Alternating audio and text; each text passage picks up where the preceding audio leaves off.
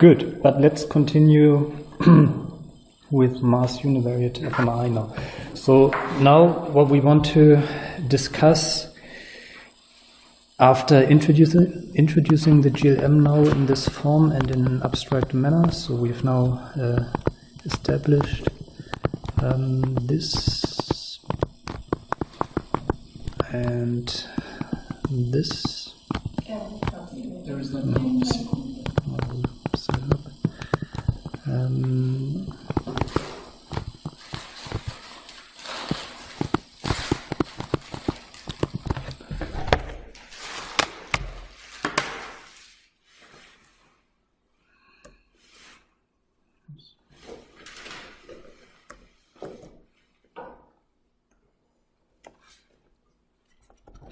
So we now established the GLM in this form, and we've seen one example for a design matrix. So which example was that? Not the form, but which method did we discuss for the design matrix? Last week, when we plotted this, we discussed one statistical technique.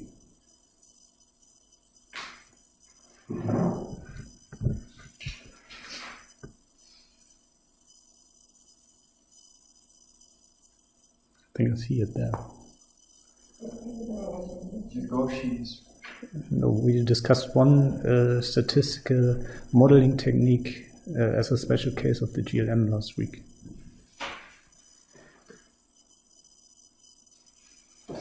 That you know from undergraduates, from your undergraduate studies.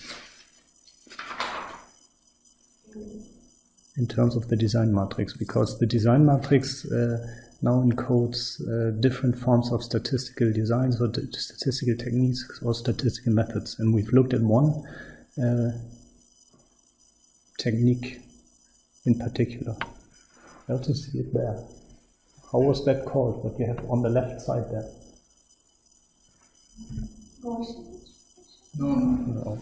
Discrete time systems. Jesus, what is going on in classes? When we did this here, what was that called?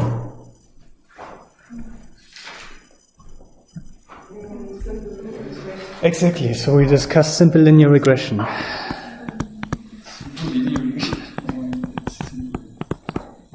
Yeah, but so all of this is, so these are not just terms that I make up and so on. So these are, if people talk about simple linear regression, this is what they mean, right? First week we were mainly talking about multiple linear regression. Yeah, we also talked about multiple linear regression. Actually, we will talk about multiple linear regression more now.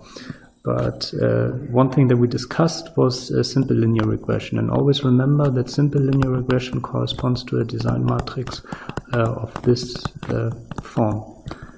Just memorize that. And so this is the first example that we've seen for an application. And we also did a little bit on multiple linear regression. And now we want to actually discuss more on multiple linear regression for the analysis of Fmri data.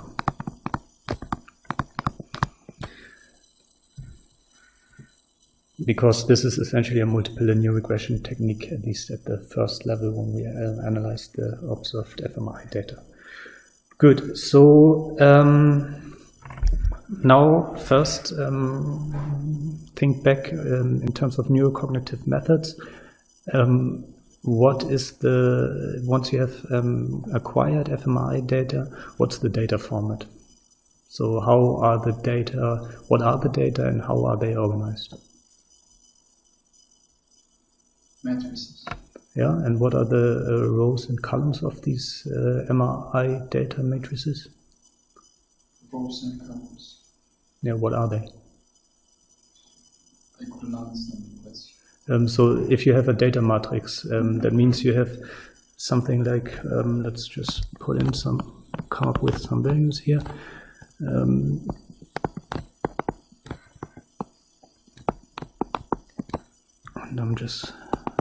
I will just write out a data matrix and then you will need to give me some meaning for this. Boxes. Yeah, wait a second. Let me finish.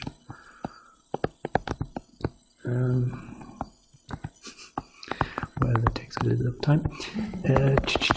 And 83, 1. So now we have a data matrix, and we here have some columns, and we here have some rows. So it doesn't matter which order, but what are the columns indexing, and what are the rows indexing? X and Y axis. Don't guess. Either you know it or you don't. Or well, guess. Have a guess. So think about fMRI data, how that is organized, and now think about fMRI data in a data matrix. So what can the columns and the rows mean? Yeah, exactly. And of course, this is either or. So of course, you can organize it like the voxels being the rows and the time being the columns, or the other way around. We will actually, and this is in some way important, always use the format where the rows refer to time points. So these are time points. And the columns refer to voxels, so locations. Let's do voxel 1 here.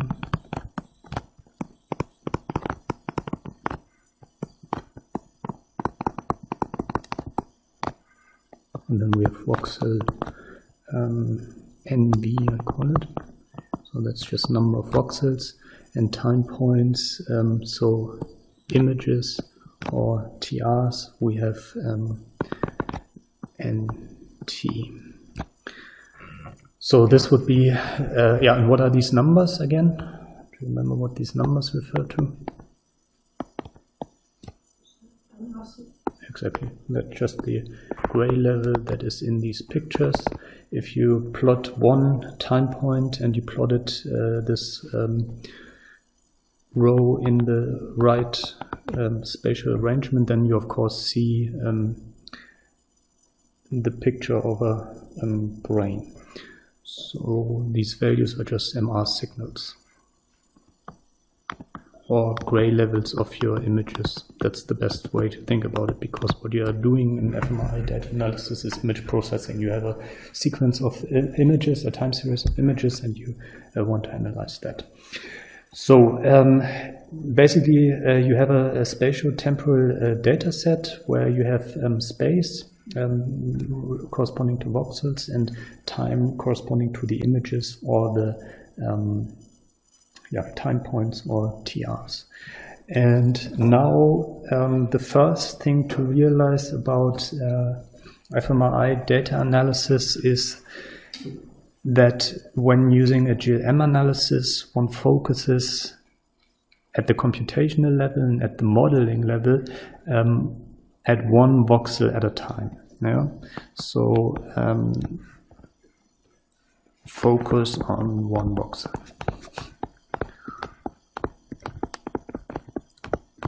And this is correct as far as modeling the data is concerned. So we will set up a design matrix that is meant to explain the data of one voxel, and this design matrix will be the same for all voxels. Yeah?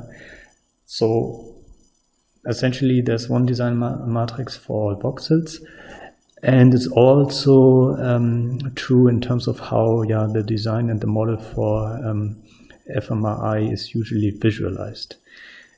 Once you do look at the p-values and you compare the statistics that you observe to the null distributions of these random fields, then actually it becomes clear that the statistical model that is about this is actually not a univariate model, but a infinitely or uncountable multivariate model. But for the moment we leave that out, because this we will do at the end of the winter term, where I show you then the entire probabilistic model that is behind doing statistical inference on fMRI data. For the moment, we focus on a single voxel and the standard notion of calling this mass univariate, because it's univariate because we focus on the data of one voxel, and it's mass because we have many voxels. Yeah? We will later see in the end that actually when doing statistical inference, this has always been a multivariate model, but this is not the typical story actually, but we will see that, and that's the case. So also when you hear people talking about multivariate methods like SVMs or classification and so on, and comparing this to the mass univariate GLM and saying that the GLM is a univariate method, it's true in terms of the computations that are being done, in terms of the estimating the parameters, and in terms of the model being identical for all voxels. But in fact, if you do statistical inference based on random field theory, then your model is actually not a univariate model, but a highly multivariate model. But we will get to that. We will come back to that. For the moment, we follow the traditional way of looking at this as a mass univariate approach.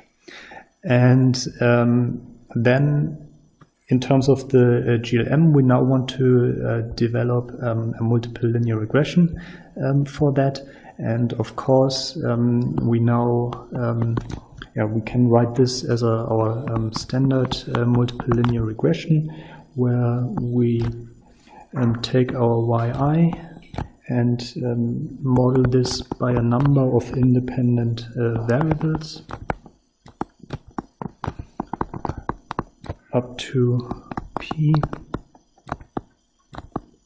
and of course have our epsilons there. Now, what is this referring to? So this is the MR signal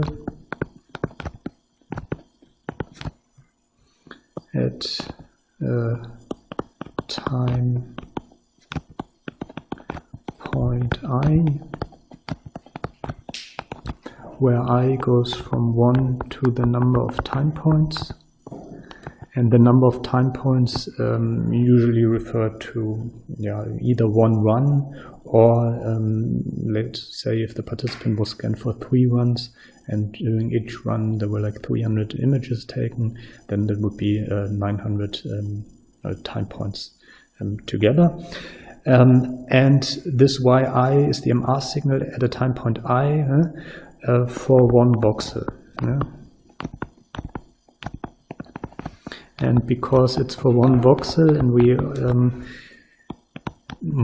basically separate the data over voxels, I don't index the voxel here. So in principle, you could also have like a little v here that says this is the MR signal of voxel v at time point I. So then it would be, for example, this would be voxel, this would be y11, and this would be y 2, 3, but because this is always the same for all voxels, we just index time and not the voxel. Sorry, I couldn't catch the point you have made. For each voxel, each participant has 3 what? 3, we said something like this, but... Now, for each voxel, each participant has as many time points as there are volumes or brain images acquired. So, for example, if like 300 images were made during one run, then there would, for each voxel, be 300 time point R signal values, and if there are 3 runs, for example, then that would be 3 times 300, so 900 time points. Yeah. So always, when studying this, link this back to neurocognitive methods and how data is organized. Yeah, everything is important that I said. Nothing is just because I want to talk about emotions or something.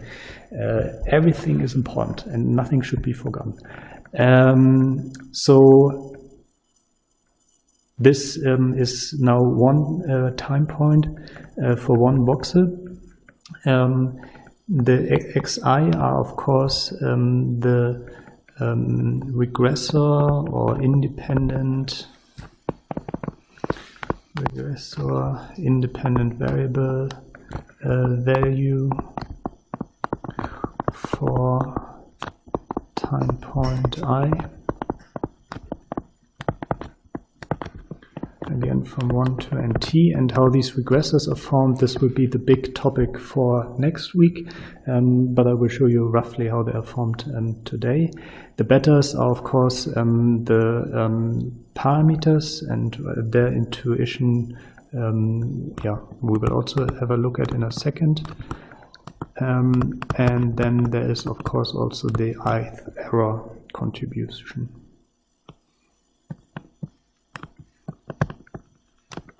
So essentially, the only thing that I've said so far is that that is now different from what we've seen so far, is that the yi is the MR signal of a single voxel at a given time point. And of course, we can then immediately write this in terms of the GLM form, structural form, where y is now nt.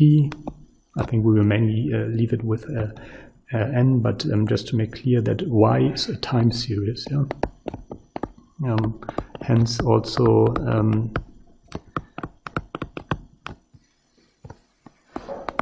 of one voxel.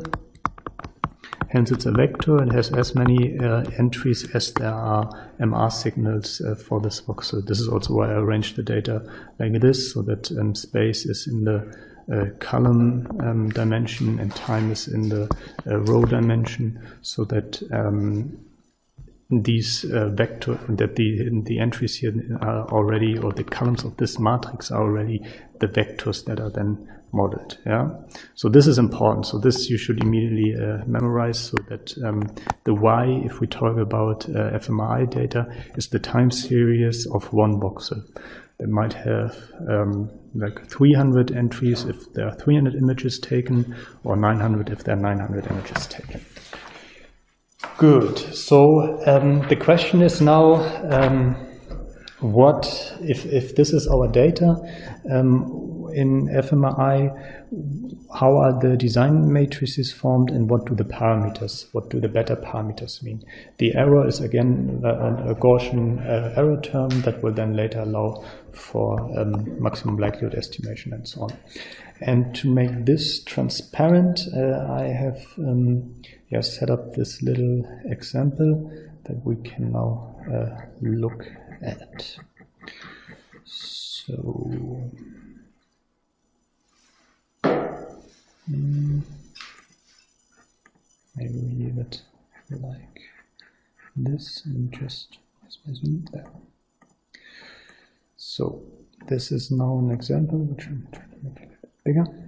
So now think again about an Fmri paradigm, yeah, and there's a participant who's in the scanner, and you present two kinds of stimuli to the participant. So what were the stimuli there? Arousal and valence. So then you so this would be a stimulus that is high on valence, and the other one is high on arousal, let's say, yeah. So this is a high valence stimulus.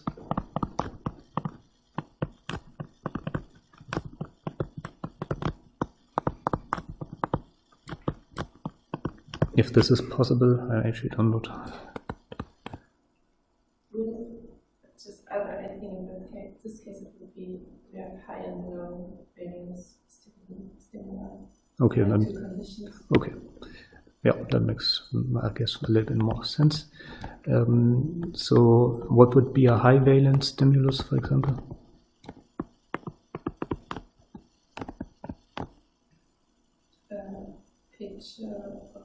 It presents an effective picture. Yeah, but what is a high valence?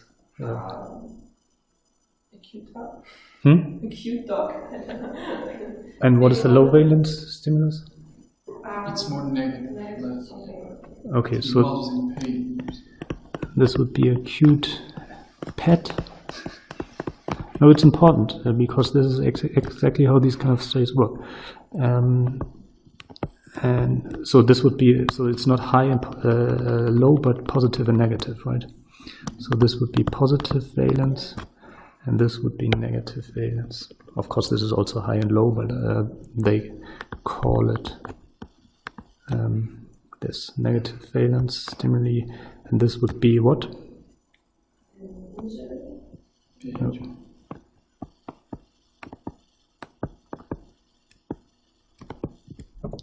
Good. And now, so the participant is in the scanner, and there are these cube PET stimuli, which are positive valence, these injury images, which are negative valence. And now, at a given point in time, and here at the x-axis you see time, at a given point in time, only one image is presented. And you see here that at time I don't know, 15 or something, and actually at time 0 also, that's a little bit hard to see, but at time 0 there's a positive valence stimulus presented, and then at time 40, so around here, there's a negative valence stimulus presented, so cute cat, cute dog, and then injury of a knee, I don't know, then cute bird, and then injury of a hand, and so on. Yeah. So this is how things are being presented. Now, in fMRI data analysis, the aim is now to create a generative model of the observed MR signal.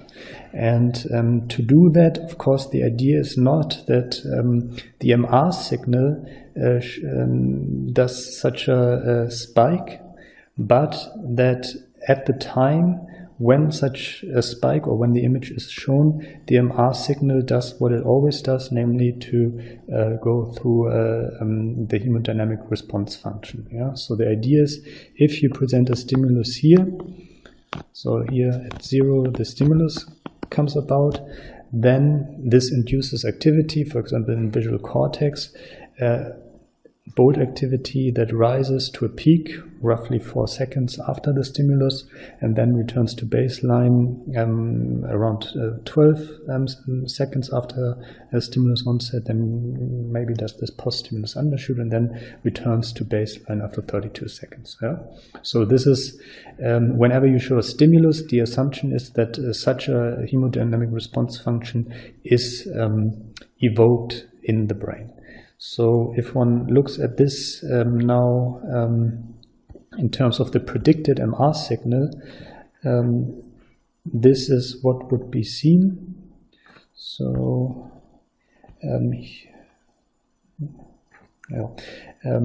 so now we need actually both.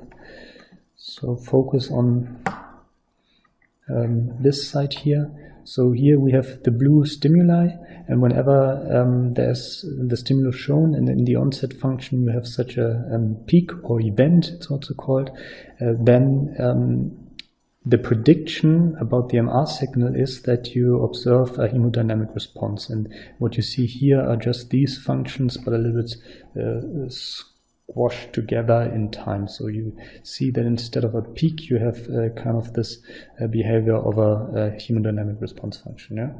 And basically going from these stimulus onset functions, which just encode at what time the stimulus was presented, to the predicted MR signal, this process is known as convolution. So this going from here to there is a stimulus onset convolution, and convolution with the hemodynamic response function. Yeah, so for the moment if you just look at it, what happens, of course, whenever you have a peak here or a spike here, you get a hemodynamic response function here. So you can basically also view it as just plugging in a hemodynamic response function whenever there was a peak here. The same for the other stimulus. So for the negative valence, whenever there was a stimulus presented, in the prediction of the MR signal, you have a hemodynamic response function at this location. This is not quite how convolution works. It's not that you have kind of a data or a vector here of values and then you just replace certain values with other values. We will talk about what convolution means and how this entails the notion of linear time invariant systems next time. But for today, it's essential that you appreciate that from a stimulus onset function, you can generate a predicted MR signal function. Yeah, so you predict that the MR signal evolves like this. Of course, only if the voxel that you're interested in is actually sensitive to positive or negative values. Yeah, so that's how the prediction is formed. This is all model formulation, yeah. So this has nothing to do with data. But now we look at some data, and maybe have a look at the voxel A and voxel B. So you see voxel A. This is now, of course, simulated, but MR data, and you see that voxel A goes up and down and then stays a little bit down and then goes up and down again and then goes up and so on. And voxel B shows this kind of behavior. So in terms of the condition of high and low valence, what was this again? Positive valence, right? So this is positive valence.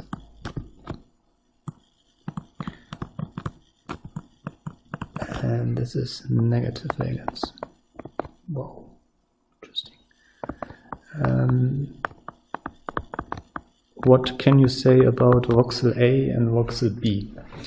Is voxel A sensitive to positive valence, to negative valence, to neither, to both?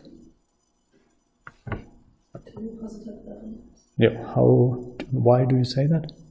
Because the patterns. So it's a time. There's a signal changing the MR signal when it's supposed to be. So every time we have onset of acute pattern. Yeah. And what about voxel B? Both. It's active to both. Yeah. Exactly. So maybe just say again why you say that. Because every time we show any picture, there's a response in our signal, so changes. So from, let's say that this is some brain region here, would you call this brain region of voxel B? Is this a brain region that's coding positive or negative valence, or neither or both?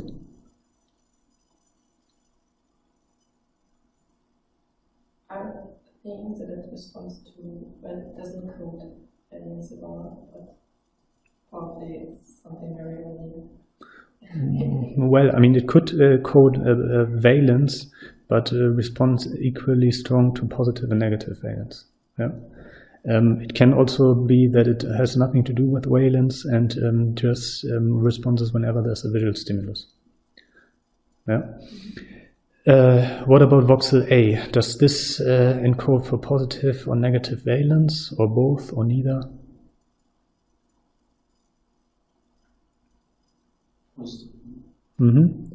So definitely it doesn't represent negative valence. So whenever there's a negative valence stimulus, it doesn't respond. So it has something to do with positive valence. Of course, if your positive valence are animals and your negative valences are injuries, then you cannot really say that this is valence, but it could also be just being responsive to animals versus injuries. Yeah, but that's kind of the logic is the here. prediction of MR signals, this convolution process, the same thing with the encoding stuff? I'm always confused about this term sometimes when I try to read something. Yeah, I mean, we will discuss decoding in the summer term. Convolution is just the process of convolving one function with another function, which we will discuss next week in detail, and then we will see what convolution is. Sometimes people use decoding, use a GLM when they generate, for example, beta parameters, which they then want to decode and so on. So it's not the same thing. Convolution is one thing, decoding is another thing. I also just learned that general linear model and generalized linear model are different things. Of course. I just thought they were same. No, everything has meaning.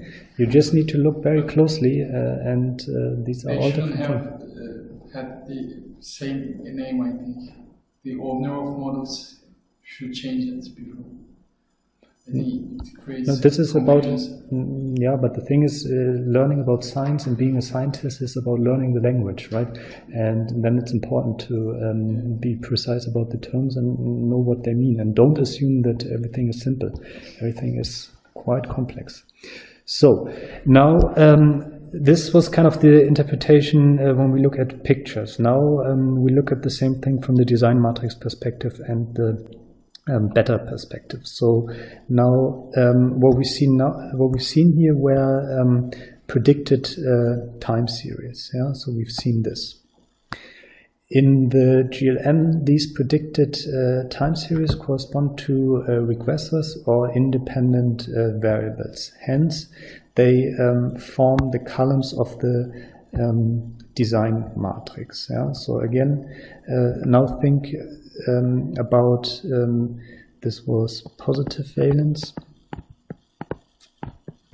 and think about the time series that we've just saw now encoded in terms of the gray levels of this column. Yeah, so you remember there was a stimulus fairly early on, then there was another stimulus fairly early on, and the negative stimulus was only the third stimulus. Yeah, so these columns of the design matrix are these time series that we see, the predicted time series that we see here. Yeah, they are just represented in a different way. So basically, you can also think like you view these two from above, if you want. But the important thing is to appreciate that these are the predicted time series. Yeah? So this is the predicted time series of positive valence, and this is the predicted time series of negative valence. And these predicted time series, of course, they have many different names. They are also called predictors, like I called them here. They are called regressors. They are called columns of the design matrix. They are called time series of the independent variable. It's all the same thing. Yeah? Columns of the design matrix, that's the important thing. Regressors or predictors. And now what we've also established is that voxel A is only responsive to the positive valence. And now the crucial thing is that you appreciate how such a responsiveness is expressed in terms of beta parameters. Because if you look again, what happens here is that whenever there's a peak in the positive valence, there's a peak in voxel A. Whenever there's a peak in negative valence, there's no peak in voxel A. And this is encoded in beta parameters by having a large value, or let's say 1, for the first predictor and 0 for the second predictor. Because if you form the matrix product, you will always multiply the first column with this 1 and add to it the 0 multiplied by the second column. Yeah? So you need to appreciate the matrix product. And then what you get, if you also add some error, is some observed data that, as you can see here, if you compare what is in YA and the predictor 1, you see that the bright bars, so where the signal is large, correspond to one another. Now the other thing is that if you have the voxel B, which responds equally well to both predictors, this can be encoded in terms of the beta parameters by assigning this essentially the same weight to both beta parameters. Yeah? So in terms of the design, the matrix multiplication, if you do x times beta b, you multiply what you have in this column by 1, and add to it 1 times what you have in this column, so for this predictor. And then if you are here, you get this thing. If you're here, you get this thing. And if you're here, because you're now not multiplying this by 0 and add it to the thing from predictor 1, you get this thing. And then you get activations whenever there is, or high MR signals whenever there's a high value in either predictor 1 or predictor 2. Yeah? Is that clear? Because that's crucial, because this is about the interpretation of the beta weights. Of course, these beta weights are not defined or given by us to the participant or something, but they will be estimated. But then the important thing is, although we haven't really talked about estimation yet, I thought there was another thing with estimation. No. If we would estimate these parameters now based on the data, they of course would be quite similar to the theoretical values. So when we look at beta estimates, then if we have some observed data like this, then the beta estimates will of course come out roughly like this. If we have observed data like this, then the beta estimates will come out roughly like this. Yeah, so we will talk about estimation a lot once we've done the model formulation. For now, it's important that you see that voxel specificity with respect to certain conditions maps onto the relative values of beta parameters in the beta parameter vector. Yeah? So if you have a voxel that is equally responsive to two conditions, then the beta parameters associated with that voxel will roughly be the same. Of course, if the voxel wouldn't respond at all to anything, then they would also be similar but equal to 0. If a voxel is more responsive to one condition than the other, then the beta weight for the condition that the voxel is more responsive to will be larger than for the other condition.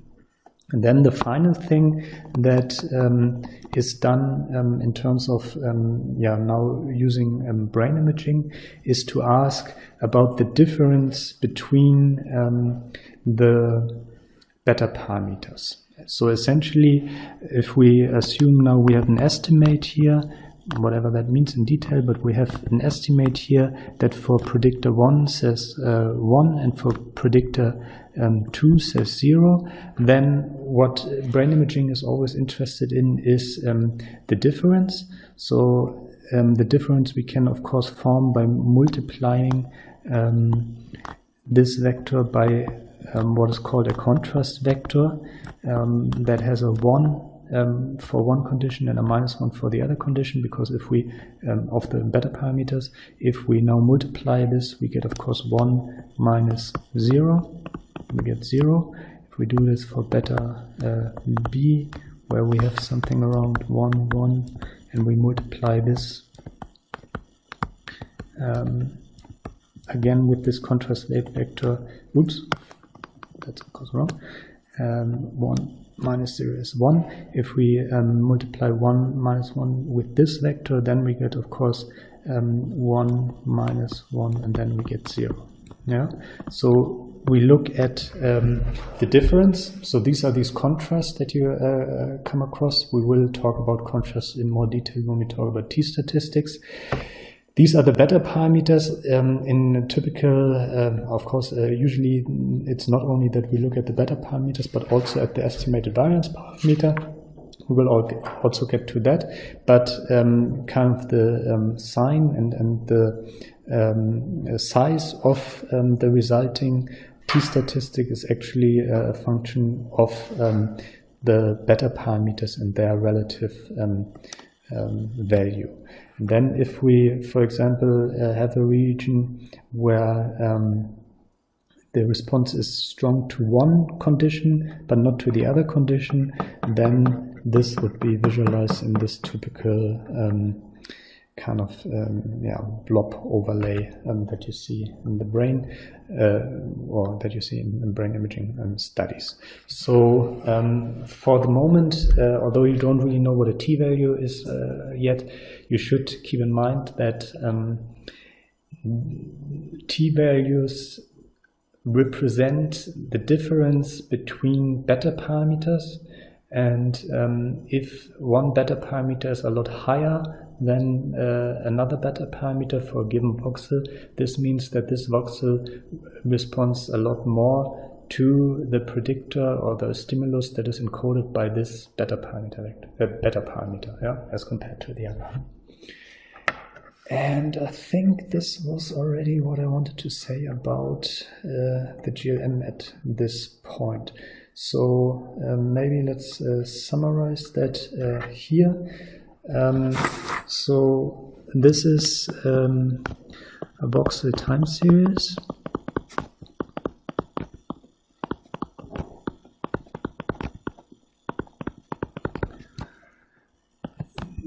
X is a matrix of MR signal predictors.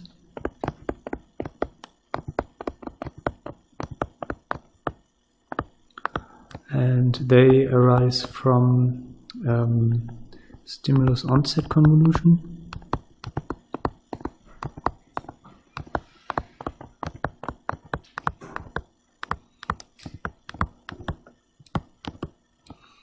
With hemodynamic response functions, or with one hemodynamic response function.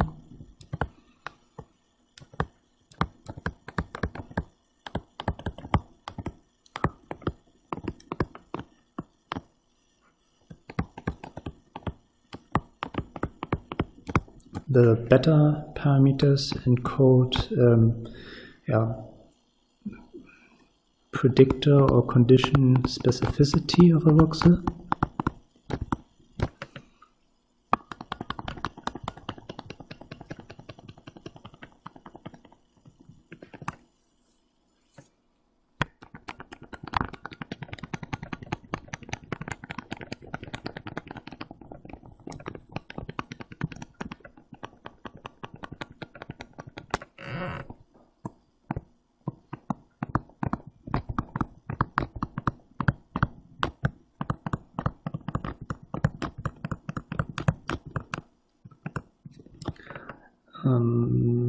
And of course the epsilon is